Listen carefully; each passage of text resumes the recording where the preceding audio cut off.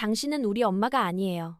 그 땅은 아버지 것이었고 저는 더 이상 이 집을 관리할 이유가 없습니다. 그날 큰아들이 부동산 중개인과 함께 현관을 넘어오며 던진 첫 마디였다. 문턱에 서 있던 나는 잠시 신발장에 손을 짚었다. 심장이 한번 크게 미끄러지듯 내려앉았고 얼굴에 닿는 바람이 낯설게 차가웠다. 안녕하세요. 이 영상을 보고 계신 여러분. 저는 64, 조용한 골목 끝 단독주택에서 남편과 긴 세월을 건너온 사람입니다. 오늘 제가 들려드릴 이야기는 평범한 하루가 한순간 뒤집히고 가족이라 믿어온 단어가 얼마나 쉽게 낯선 얼굴로 변하는지, 그리고 그 뒤에 비밀처럼 준비된 한 장의 편지가 어떻게 제 삶을 다시 궤도에 올려놓았는지에 관한 기록입니다. 누군가에게는 지나칠 수도 있는 사연일지 모르지만 저에게는 분명 기적이었습니다. 그날 오후 부동산 사장은 밝은 목소리로 미리 말씀 들으신 대로 매물을 보러 왔습니다라고 했고, 큰아들은 당연하다는 듯 서류철을 내밀었습니다. 나는 고개를 저으며 조심스레 말을 골랐습니다. 잠깐만, 내가 모르는 이야기 같구나. 이 집은 네 아버지와 내가 반평생을 채운 곳이야. 네가 왜? 아들은 기다렸다는 듯 손짓으로 내 말을 끊었습니다. 어머니라고 부르지 않겠습니다. 당신은 우리를 낳아준 분이 아니잖아요. 병실에서 아버지와 나누던 얘기를 들었고 그걸로 충분합니다. 저희는 더 이상 보모에게 집을 맡길 생각이 없습니다. 보모라는 단어가 내 귓속에서 오래 울렸다. 나는 끝내 의자를 끌어앉지도 못한 채 부엌과 거실 사이에 서 있었다. 싱크대에 엎어둔 앞치마가 미묘하게 흔들렸고 창밖의 석양은 아무 일 없다는 듯 정원 담장을 넘었다. 아들의 뒷말은 더 단단했다. 조용히 정리해주세요. 소문나면 서로 곤란합니다. 대신 수고비는 드리겠습니다. 현관문이 닫히고 그들의 발자국이 골목 끝으로 사라질 때까지 나는 움직이지 못했다.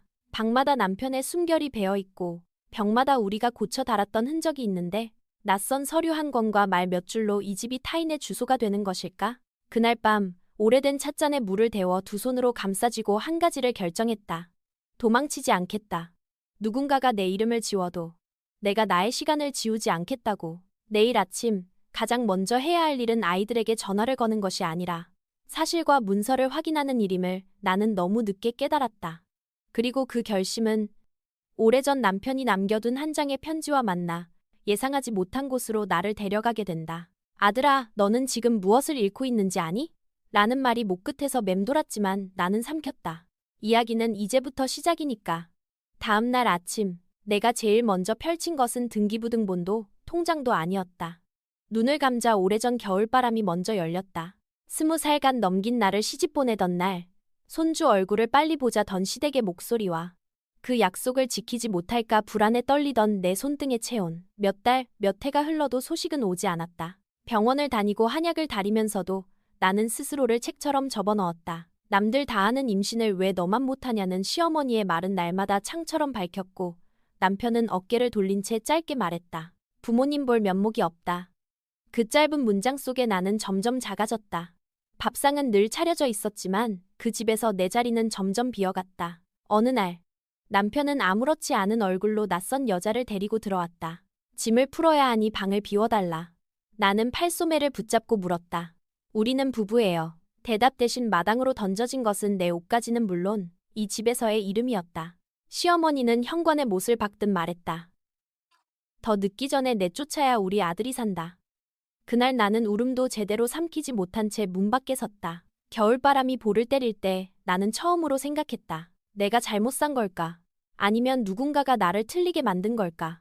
친정 문을 두드리기까지 며칠이 걸렸다. 아버지는 밖에 나가지 말고 집에만 있어라 하셨고 어머니는 밤마다 내 등을 쓸어내리며 말했다.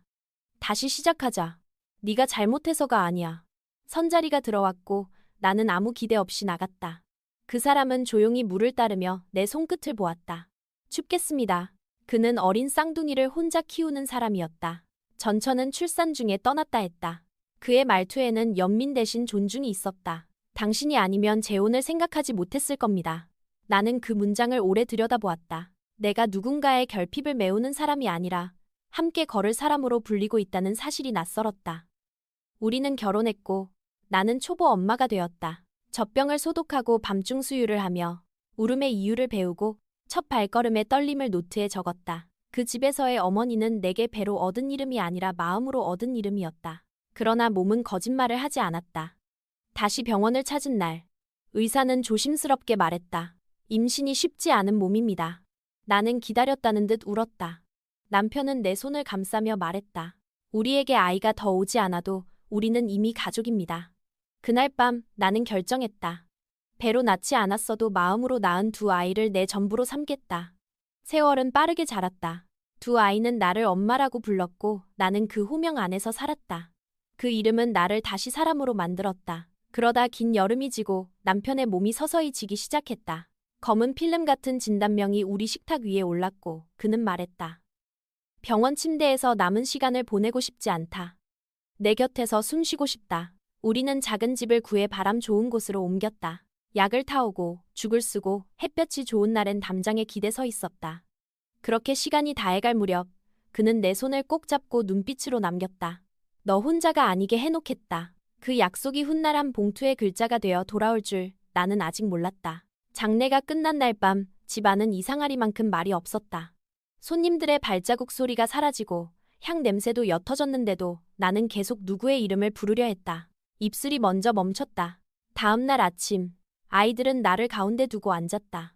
첫째는 회사 서류철을 들고 왔고 둘째는 노트북을 열었다. 아버지 일은 우리가 맡을게요. 말의 표면은 든든했지만 속도는 너무 빨랐다. 나는 차를 내오며 천천히 물었다. 아버지 치료를 더 이어볼 수도 있었는데. 첫째가 고개를 저었다. 의사도 이미 어렵다고 했잖아요. 어머니도 힘드셨고요. 그 말이 틀리지 않다는 걸 알면서도 나는 그 속도에 뒤처졌다. 나의 슬픔은 아직 장례식장 밖으로 나오지 못했는데 아이들의 시간은 회사 회의실로 뛰어가고 있었다. 사흘 뒤 첫째가 말했다. 대표직은 제가 맡는 것이 맞습니다. 둘째가 덧붙였다. 형이 대표, 저는 부사장. 조직이 흔들리면 안 되니까요. 나는 고개를 끄덕였다. 남편이 오래 준비하던 순서이기도 했다. 그러면 아버지가 원하던 방식으로 하자. 그날 저녁 아이들은 바빴다. 축하 메시지가 오고 회의가 이어지고 세명함을 주문했다. 나는 조용히 집을 정리했다. 옷장 문을 열자 남편의 셔츠에서 아직 햇볕 냄새가 났다. 소매를 접다 멈춘 자리에서 나는 속으로만 말했다. 나중에 이야기하자. 지금은 너희 시간을 먼저 보내주자. 한 달쯤 지났을까. 아침 현관에 낯선 방문객이 서 있었다.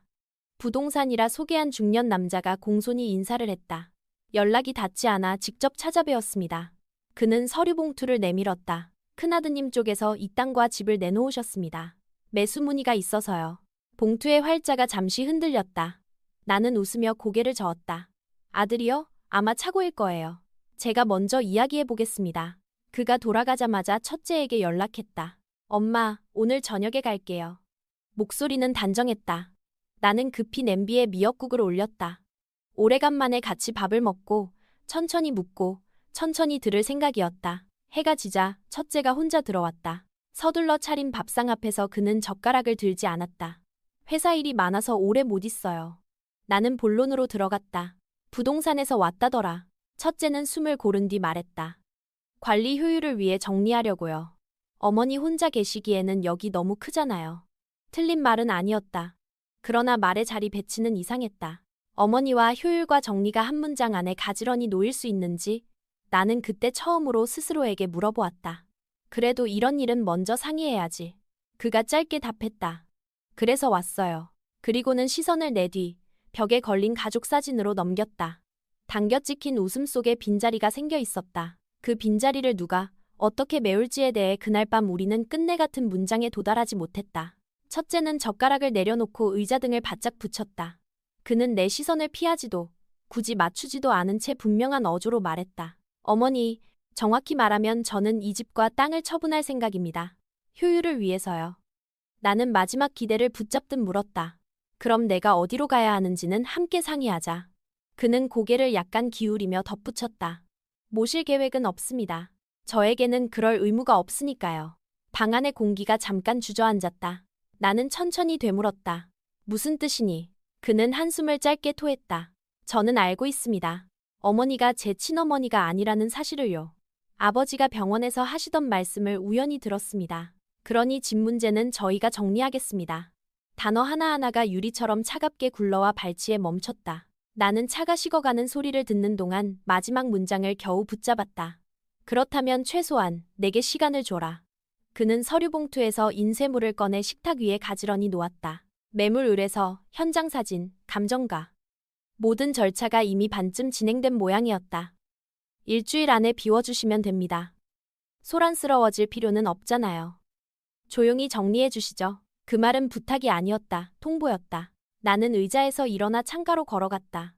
유리 너머로 저녁 불빛이 번지고 남편이 손수 손질해 두던 소나무가 그림자를 길게 드리웠다. 나무의 가지마다 봄과 여름과 겨울이 걸려 있었다. 나는 등 뒤로 물었다. 내 생각이 전부니. 동생은 뭐라 하더냐? 첫째는 짧게 웃었다. 동생도 같은 생각입니다. 회사가 우선이니까요. 그는 시계를 보고 자리에서 일어났다. 오늘은 여기까지 말씀드리려고 온 겁니다. 부동산에서 다시 연락할 겁니다. 문이 닫히고 집이 다시 조용해졌을 때 나는 오래된 서랍에서 작은 수첩을 꺼냈다. 남편이 병간호 중에 적어두던 메모가 빼곡했다. 아침 미역국 소금 한 꼬집, 산책은 서쪽 길로, 그늘 쪽까지 치기. 종이 위의 글씨는 지금 여기에 없지만 여전히 나를 돌보는 사람의 손길처럼 따뜻했다. 그 따뜻함이 천천히 식어갈 즈음 나는 둘째에게 전화를 걸었다. 신호음이 몇 차례 울린 뒤 차분한 목소리가 들렸다. 회의 중입니다. 나중에 말씀드릴게요. 집 이야기 들었니? 형이 다 설명드렸을 겁니다. 어머니께서도 현실을 받아들이셔야 합니다. 통화가 끊긴 뒤 나는 빈 식탁에 접시 하나를 더 올려보았다가 다시 치웠다. 접시는 소리를 내지 않았지만 내 마음은 금이 가는 소리를 분명히 들었다. 그 밤 나는 처음으로 이 집의 모든 물건이 나를 바깥으로 밀어내는 꿈을 꾸었다. 창틀, 손잡이, 벽지의 무늬까지도. 다음 날 아침 부동산에서 정중한 확인 전화가 왔다. 일주일 뒤에 다시 뵙겠습니다. 나는 짧게 대답했다. 알겠습니다. 그리고 아주 오래 앉아 있었다. 앉아 있다는 사실만으로도 버틸 수 있을 것처럼. 하지만 앉아 있는 것만으로는 아무것도 지켜지지 않는다는 것을 그때의 나는 아직 다 알지 못했다. 일주일이라는 유예는 생각보다 짧았다. 서랍마다 남편의 손길이 남아있는 물건들을 접어담다 보니 상자는 금세 가득 찼고 마음은 더 금세 가라앉았다. 통장에는 얼마 남지 않았고 카드 비밀번호는 첫째가 회계 정리를 돕겠다며 바꿔둔 뒤로 내가 주도권을 잃은 지 오래였다. 마지막 날 아침 부동산에서 다시 전화가 왔다. 오늘 오후에 매수 희망자 분들이 집을 보고 싶어 하십니다. 나는 빈방을 한번 훑어보고 고개를 끄덕였다. 열쇠는 잠깐 맡아두세요. 나는 나가겠습니다. 현관을 닫는 소리가 먼저 울리고 그 뒤로 심장이 따라 닫혔다. 캐리어 하나를 끌고 근처 찜질방에 몸을 뉘었지만 따뜻한 돌바닥 위에서도 등골이 식었다. 잠깐의 졸음이 깨자마자 벽시계 초침 소리 사이로 남편의 낮은 기침이 빈 허공에서 들리는 것만 같았다. 다음 날 오후 부동산 김 사장이 찜질방 로비로 찾아왔다.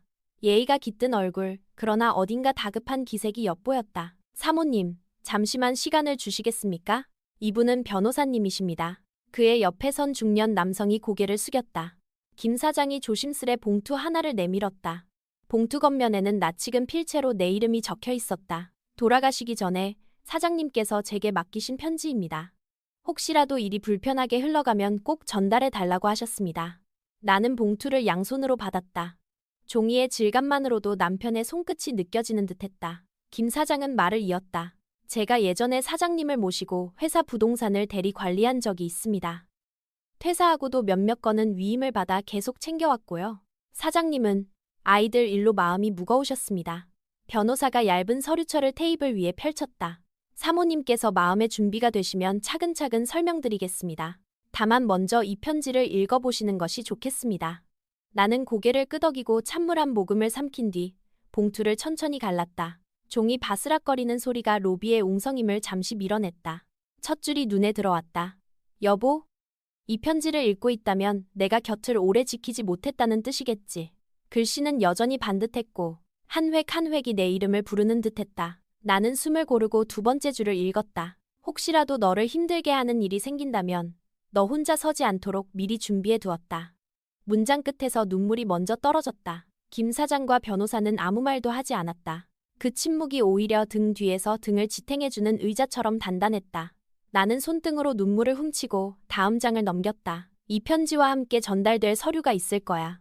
설명은 그들이 도와줄 거다. 남편의 문장은 늘 그랬다. 위로 다음에는 방향을, 방향 다음에는 방법을 내게 건넸다. 나는 마지막 줄을 천천히 입술로 따라 읽었다. 여보, 네가 혼자라고 느낄 때 이 편지를 꺼내 읽어. 나는 여전히 여기 있다. 편지를 접어 가슴에 넣자 변호사가 조심스레 서류철을 내 쪽으로 돌렸다. 지금부터는 순서대로만 움직이시면 됩니다. 고인은 생전에 임원 몇 분의 지분을 매입해 과반 이상을 본인 명의와 신탁 명의로 분산 보유하셨고 위임 계약서에 배우자 보호 조항을 넣어두셨습니다. 배우자 주거지 강제 처분 시도나 생활비 차단, 모욕적 대우가 확인되면 즉시 지분을 사모님께 이전하도록요. 그는 첫 장을 넘겨 서명란을 가리켰다. 이미 남편의 서명과 공증도장이 찍혀 있었다. 지금 이 순간부터 사모님이 최대 주주가 되십니다. 저와 김 사장은 그 집행을 돕는 대리인이고요. 김 사장이 곧바로 전화기를 꺼냈다. 부동산 매물은 즉시 중지하겠습니다. 대리권자 확인 공문을 보내두면 오늘 안에 내 리스팅스에서 내려갑니다. 변호사는 메모를 덧붙였다. 첫째 아들이 임의로 바꿔둔 금융권한도 회복할 수 있어요. 고인이 남긴 공동결제 의무통지서가 은행에 이미 접수돼 있습니다. 방금 신분 확인이 끝나면 어머니 단독 권한으로 원상복구됩니다. 그는 나를 바라보며 또박또박 말했다. 오늘은 3가지입니다. 가처분 통지 공시. 집에 대해 점유처분 금지 가처분을 바로 신청하고 회사에는 임시총회 소집 통지를 발송, 그리고 최대 주주 변동을 등기 공시로 알립니다. 그렇게 하면 누구도 어머니 몰래 움직일 수 없습니다. 나는 고개를 끄덕였지만 손끝은 조금 떨렸다. 남편이 미리 밟아둔 발자국의 깊이가 가슴을 뜨겁게 했다. 그럼 먼저 어디로 가야 하죠? 변호사가 서류철을 닫으며 자리에서 일어났다. 법원 접수 창구입니다. 오늘 안으로 가처분을 넣고 동시에 은행에 들러 권한을 되돌려 놓지요. 오후에는 회사로 가서 임시총회 소집 공고를 내겠습니다. 김 사장이 내 캐리어를 들어주며 말했다. 사모님, 남편분이 늘 말씀하셨어요. 아내가 혼자 서지 않도록 길을 만들어두자고. 이제 저희가 그 길의 이정표가 되겠습니다. 법원 복도는 의외로 차분했다. 접수 창구에 서류를 내고 공탁금을 납부하는 동안 변호사는 절차를 한 번 더 설명했다. 가처분 결정이 떨어지면 집과 토지의 임의 처분 시도는 모두 무효가 됩니다. 그 전에 누가 문을 열라고 와도 대응하지 마세요. 통지만 믿으시면 됩니다. 은행 창구에서는 담당자가 서류를 확인하더니 즉시 화면을 수정했다. 공동결제 해제, 대표 비밀번호 재설정, 출금한도 복구, 완료되었습니다. 모니터에 뜬 내 이름을 보며 나는 숨을 깊게 들이켰다. 내 삶의 핸들이 다시 내 손으로 돌아오는 소리가 들리는 듯했다. 해가 기울 무렵 마지막 행선지는 회사였다. 회의실 문을 열자 익숙한 로고와 오래된 액자가 눈에 들어왔다. 변호사가 공고문을 벽면 게시판에 부착했다. 임시주주총회 소집 공고 안건 대표 해임 및 직무정지, 신규 대표 선임, 내부 통제 재정비. 종이 모서리가 핀으로 밝히는 딱 하는 소리가 방 안공기를 정리했다. 나는 마음속으로 천천히 문장을 새겼다. 오늘은 되찾는 날, 내일은 바로잡는 날. 그리고 조용히 의자에 앉아 펜을 들었다. 서명란에 내 이름을 적는 동안 남편의 마지막 편지가 등 뒤에서 등을 떠밀어주는 듯했다. 공고문이 게시되자마자 복도 끝에서 급히 구두 소리가 다가왔다. 문이 열렸고 큰아들이 숨을 거칠게 몰아쉬며 회의실로 밀고 들어왔다. 이게 뭐예요, 어머니? 임시총회라니 지금 저를 몰아내겠다는 겁니까? 그의 시선은 공고문과 내 서명을 번갈아 훑었다. 나는 자리에서 천천히 일어나 말했다. 몰아내려는 게 아니라 바로잡겠다는 거다. 절차대로. 큰아들은 비웃듯 코끝을 실룩이며 변호사를 가리켰다. 법적 대리인을 데리고 와서 쇼를 하시네요. 하지만 경영은 현장이에요. 숫자와 계획 없이 종이만 붙인다고 바뀌지 않습니다. 변호사가 차분히 답했다. 그래서 임시총회입니다. 지분 구조가 변했고 최대 주주의 권한에 따라 안건을 상정했습니다. 통지는 오늘로 유효하고 이사회와 주주에게 동시에 발송됐습니다. 잠시 후 인사팀장과 재무팀장이 회의실 문을 두드리고 들어왔다. 그들은 게시판의 공고문을 확인한 뒤 나에게 정중히 인사했다. 최대 주주님, 확인 서명을 추가로 받으면 전 직원 공지와 전자문서 배포를 진행하겠습니다. 큰아들의 표정이 굳어졌다. 누구 허락받고 저런 호칭을 씁니까? 인사팀장이 한 박자 쉬고 대답했다. 등기부와 지분증명서가 방금 갱신됐습니다. 내부 규정상 최대 주주에 대한 호칭을 사용해야 합니다. 나는 준비해온 2개의 봉투를 꺼내 테이블 위에 놓았다. 첫째 봉투엔 내부 통제 개편안이, 둘째 봉투엔 경영평가 항목이 들어있었다. 오늘부터 바뀌는 건 두 가지다. 첫째, 가족은 더 이상 직무 우선권이 아니다. 모든 보직은 공개 경쟁과 평가로만 배정한다. 둘째, 인권, 안전 윤리 준수는 품질 납기와 같은 비중으로 평가한다. 지키지 않으면 자리에서 물러나야 한다. 큰아들이 의자에 몸을 기댄 채 씁쓸하게 웃었다. 어머니, 이 회사 여기까지 키운 건 저와 동생이에요. 나는 고개를 끄덕였다. 그래서 기회를 한 번 더 주려 한다. 임시총회 전까지 네가 개선 계획을 내라. 숫자와 일정, 책임자를 적고 무엇보다 사람을 어떻게 지킬지를 앞장에 적어라. 그게 없으면 대표 직무 정지를 결의하겠다. 그가 한동안 말을 잇지 못하자 변호사가 회의 일정을 읽었다. 임시총회는 일주일 뒤, 안건은 세 가지: 대표 직무 정지, 신규 대표 선임, 내부 통제 규정 신설. 큰아들이 마지막으로 물었다. 어머니가 정말 원하는 게 뭐예요? 나는 그 질문이 늦었지만 옳다고 생각했다. 내 아버지가 남긴 기준을 지키는 것. 돈이 아니라 사람, 특권이 아니라 절차. 그 선만 지키면 이 회사는 누구의 것이어도 된다. 그 순간 회의실 천장의 형광등 소리가 작게 떨리며 멎었다. 우리는 모두 한 박자 침묵했고 나는 펜을 들어 전 직원 공지에 서명을 더했다. 알려라. 오늘부터 이 회사는 경계를 다시 그린다. 임시총회 공지가 사내 메신저로 퍼져나가자 복도 반대편에서 둘째가 전화를 걸어왔다. 어머니, 정말 이대로 하실 겁니까? 형이 실수한 건 맞지만 회사는 돌아가고 있습니다. 그의 목소리는 평소보다 낮았고 끄트미 떨렸다. 나는 창문 쪽으로 몸을 틀어 바깥바람을 한 번 마신 뒤 천천히 말했다. 둘째야, 지금은 돌아가는 것 이 목적이 아니야. 올바르게 도는 것이 이 목적이야. 전화 너머로 깊은 숨이 새어나왔다. 그럼 제가 무엇을 하면 됩니까? 그 질문은 오래 기다린 것이었다.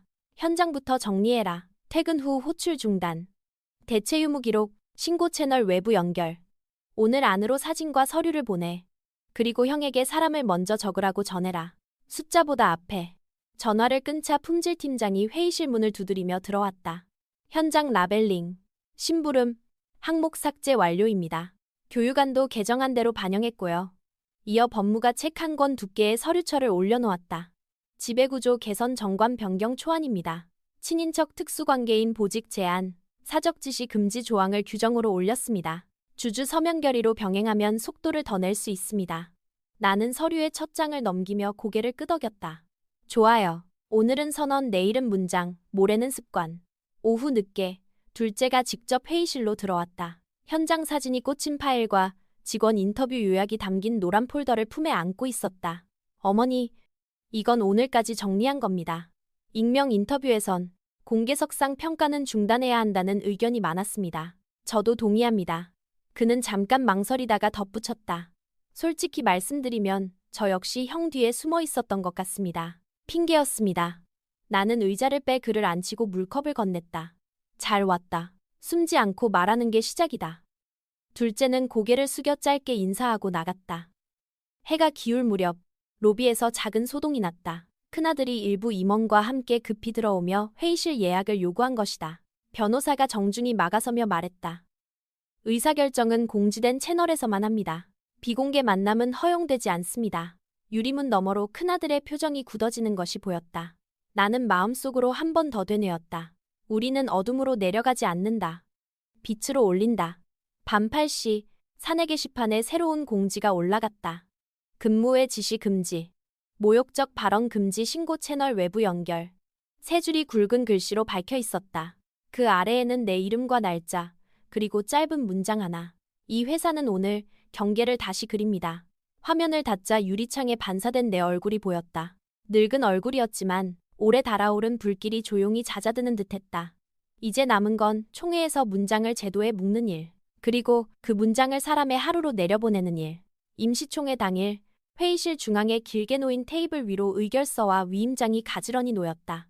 의장석에 앉은 나는 개회선언을 한 뒤 의사봉을 천천히 두드렸다. 첫 번째 안건은 대표이사 해임의 건, 두 번째 안건은 정관 개정의 건, 세 번째 안건은 신규 대표 선임의 건입니다. 모든 표결은 서명과 전자투표를 병행합니다. 법무가 절차를 낭독했고 감사가 정족수를 확인했다. 출석 주주수와 의결 건수가 스크린에 떠오르자 유리문 밖에서 지켜보던 큰아들의 어깨가 굳었다. 그는 발언권을 요청하며 단상 앞으로 걸어왔다. 어머니, 이렇게까지 하셔야 합니까? 저는 실수를 인정하지만 회사는 제 방식대로 성장하고 있었습니다. 나는 그의 눈을 똑바로 바라보았다. 성장과 상처를 구분하자. 매출이 늘어도 사람이 다치면 그건 성장이라고 부르지 못한다. 큰아들이 숨을 들이키며 말을 바꿨다. 게다가 저는 어머니의 친자가 아닙니다. 경영에서 물러나라는 말은 곧 가족에서 밀어내겠다는 뜻 아닙니까? 차가운 침묵이 회의실을 스쳤다. 나는 천천히 고개를 저었다. 부모는 피가 아니라 책임으로 증명된다. 나는 네가 힘들 때 밥을 차려주고 지쳐 돌아오면 불을 밝혀두었다. 오늘 내가 지키려는 것도 같은 책임이다. 회사는 누군가의 사적 권력을 확인하는 장소가 아니다. 법무가 신호를 보내왔다. 첫 번째 표결 개시. 투표창이 열리자 주주들의 체크가 차례로 찍혔다. 화면의 막대가 절반을 넘어서는 순간 큰아들의 표정이 흔들렸다. 회의만 가결. 나는 깊게 숨을 들이쉬고 두 번째 안건을 부의했다. 정관 제12조 사적 지시 금지 및 모욕적 발언 금지 조항 신설. 친인척 특수관계인 보직 제한 신설. 신고 채널 외부 연결 의무 명시. 다시 막대가 올라갔다. 가결. 세 번째 안건 화면이 켜지자 나는 미리 준비한 이름을 읽었다. 신규 대표 후보 외부 전문 경영인 박정우. 이력은 사전에 배포한 자료를 참조해 주십시오. 오늘 이후 회사의 모든 의사결정은 공개된 절차로만 진행합니다. 표결 완료. 가결. 나는 의사봉을 마지막으로 두드렸다. 금일부로 대표이사 변경과 정관 개정이 효력을 갖습니다. 인사팀은 전 직원 공지와 교육 일정을 오늘 안으로 배포하세요. 구매와 품질은 협력사 윤리 준수 체크리스트를 전면 적용합니다. 퇴근 후 호출은 금지, 대체 유무는 의무입니다. 유리문 밖에서 둘째가 조용히 고개를 숙였다. 큰아들은 단상 아래에 잠깐 멈춰섰다가 끝내 한 걸음 물러섰다. 나는 그에게 마지막으로 말했다. 너를 벌주려는 자리가 아니다. 선을 다시 긋는 자리다. 너도 사람이 상처 입지 않는 방법을 다시 배워라. 필요하면 다시 시작해라. 조용한 웅성거림이 흩어지고 스크린은 종료 화면으로 바뀌었다. 우리는 어둠으로 내려가지 않았다. 오늘 문장은 제도가 되었고 제도는 곧 습관이 될 것이다. 총회가 끝난 뒤 나는 가장 먼저 작업복을 입은 직원들이 있는 층으로 내려갔다. 관리자 호출벨 옆에 붙어 있던 불필요한 표시는 이미 제거되어 있었고 게시판에는 새로 인쇄한 신고 안내와 교육 일정이 붙어 있었다. 인사팀장이 다가와 말했다. 오늘 오후부터 전 직원 교육을 시작하겠습니다. 근무 시간 밖에인 심부름 금지, 모욕적 발언 금지, 대체 유무 의무를 첫 시간에 다루겠습니다. 나는 고개를 끄덕였다. 규정은 종이가 아니라 습관이 되어야 한다. 교육 이후에는 현장에서 서로 지켜보는 문화까지 만들어달라. 복도를 돌아 나오는데 창문 너머로 작은 정원이 보였다. 남편과 함께 손수 심어 두었던 수선화가 바람에 흔들리고 있었다. 나는 잠시 걸음을 멈추고 속으로 인사했다. 당신이 남겨준 문장들이 오늘 내 발을 여기까지 데려왔다고. 오후에는 새 대표와 첫 면담을 했다. 그는 절차와 숫자를 앞에 놓고 사람의 안전을 맨 위에 올리겠다고 약속했다. 회사는 성과만이 아니라 방식으로 평가받아야 합니다. 그의 말은 단단했고 나는 최대 주주로서 간섭이 아닌 질문으로 역할을 하겠다고 답했다. 나는 방향을 묻겠다. 속도는 현장이 정하라. 그날 저녁 대리점과 협력사에 동일한 공지가 나갔다. 품질 기준과 윤리 준수는 하나의 계약이라는 문장. 답장은 짧지만 명확했다. 알겠다. 맞추겠다. 나는 메일함을 닫으며 마음속에서도 하나의 문을 닫았다. 복수가 아니라 정렬. 오늘도 그 선택으로 돌아왔다. 집으로 돌아오니 큰아들과 둘째가 현관 앞에서 기다리고 있었다. 두 사람은 길게 머뭇거리다 먼저 고개를 숙였다. 잘못했습니다. 회사를 내 맘대로 가족의 사적인 자리로 착각했습니다. 나는 그들에게 높은 자리 대신 낮은 자리에서 시작할 기회를 제안했다. 창고와 고객센터에서 6달. 사과는 말이 아니라 일로 보여라. 직원과 고객에게 배운 것을 기록해와라. 두 사람은 눈을 들었다가 다시 숙였다. 알겠다. 그 대답이 오늘로 충분하진 않겠지만 내일로 가는 첫걸음인 것만은 분명했다. 밤, 거실 등을 낮춰놓고 남편의 편지를 다시 펼쳐보았다. 잉크가 마른 문장마다 그의 숨이 배어 있었다.